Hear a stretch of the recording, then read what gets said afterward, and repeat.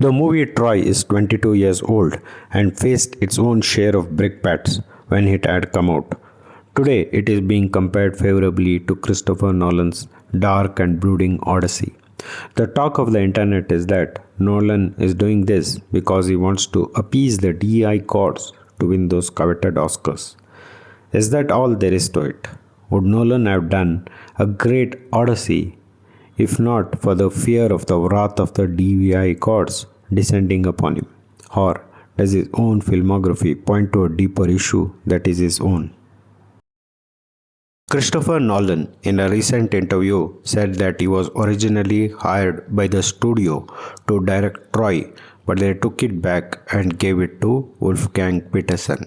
Looking back at both the end products, we can only say that thanks to all the gods above, that it was taken away from him, because Troy, for all its faults, is a beautiful movie. The cinematography is absolutely beautiful. Every frame of the movie can be framed as a painting in itself. The historical emotion was great. We were transported to the eastern Mediterranean of the Bronze Age from 3000 years ago. The characters looked, behaved, and spoke as if they belonged to that historical era. Troy tried at least to be authentic towards Homer's epic. There wasn't any attempt at manipulating the classic epic for any modernist agenda. Christopher Nolan's The Odyssey, on the other hand, is an entirely different kettle altogether.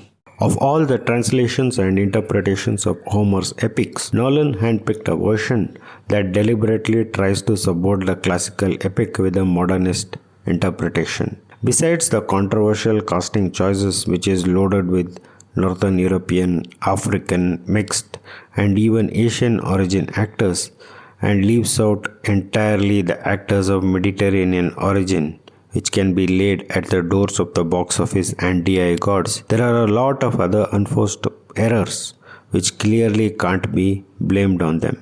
The most visible of them is the cinematography. The Odyssey's cinematography looks horrible, out of time, and out of place. The colors are all dark, metallic, and washed out. Let's just look at 3 examples of similar shots from both movies.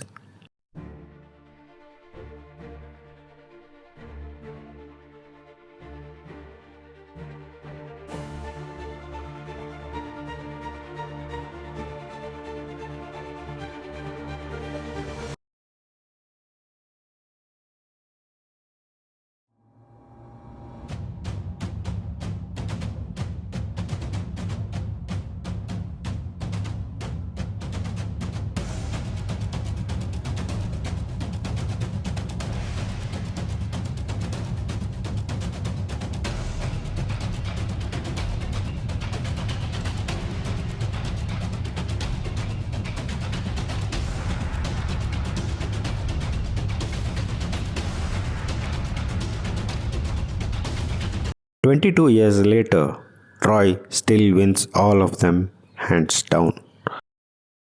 Historical emotion is terrible in the Odyssey. The look and feel is all wrong. It looks like a Middle Ages Nordic Viking epic rather than a Bronze Age Mediterranean Greek epic. The Odyssey's characters look, behave, and speak as if they are from a local weekend reenactment group cosplaying as their favorite historical epic heroes. These are Nolan's own choices. There is no Academy Awards guide dictating cinematography, costume, dialogue, or storyline choices. His entire filmography shows that he leans toward darker themes, especially those focused on the darkness in human arts.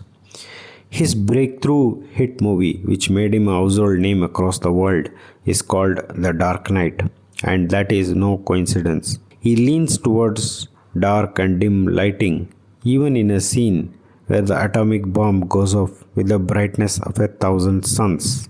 Take for example Nolan's Batman trilogy, which is a modern day retelling of Gotham's Guardian. Totally dark and brooding, but we forget that the Batman originated from the pages of playful, fun, colorful comic books for children and young adults, and not from the pages of a uptight adult tome meant to win literary awards and spend the rest of its life in a library shelf unread by the masses. Just compare his take with the earlier versions of Batman on TV and movies.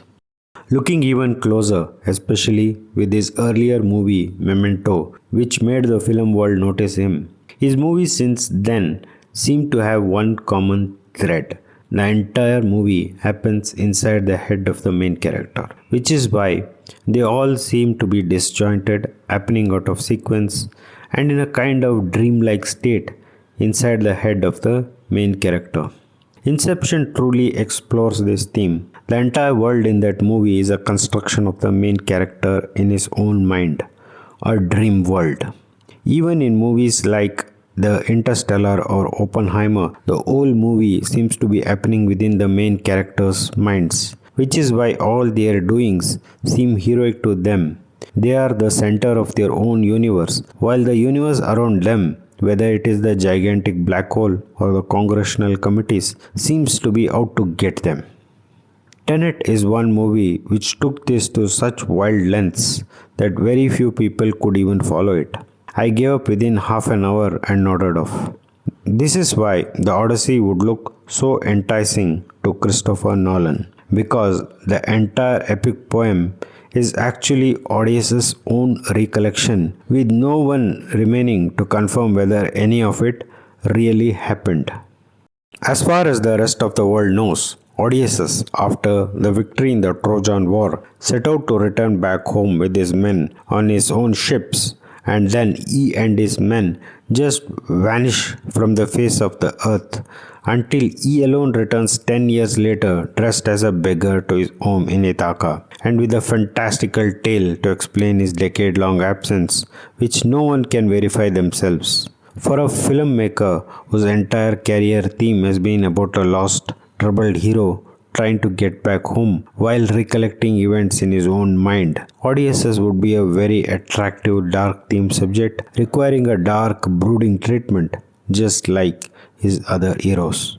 Which explains why the Odyssey looks so wildly different from the sunlit, colorful world of Troy. Makes one wonder what Nolan would have done if he had directed Troy all those years ago.